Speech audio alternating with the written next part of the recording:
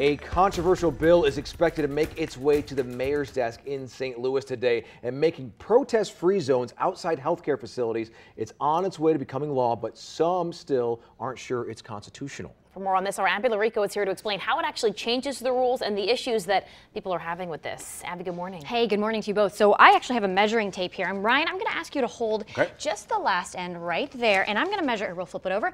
I'm going to measure out 8 feet. So that is about, let's see, right here. Okay, so this is how far you'd have to be from the entrance of a healthcare clinic if you're protesting. The space called right here would be called the buffer zone. Now, while this bill is written for all healthcare centers, it's really centered around Planned Parenthood, which is the only clinic offering abortions in the city.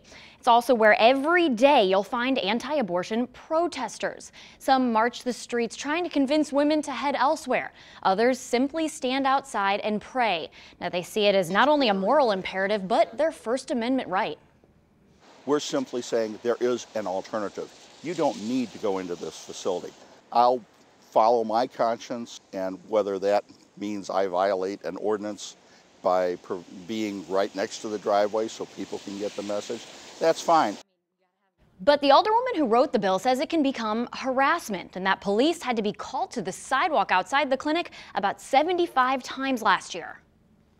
There are many people who show up and are street counselors and who are very mild-mannered and really there to do the right thing, but there have been some very troubling occurrences.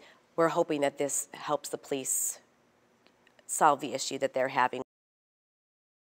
Now the bill is expected to come to a final vote and then head to the mayor's office today. Okay, so how do they come up with 8 feet? So 8 feet is actually a buffer zone that they've come up with in other states, and it's passed constitutional muster, this whole constitutionality, First Amendment right, freedom to protest. Other buffer zones with larger spaces, though, have been struck down. So they did some research to figure out that number. It is interesting that you showed us that because it's really not that far. Right. Depending on how you look at it, though. Yeah, interesting. All right, we'll follow that story. Thank you so much.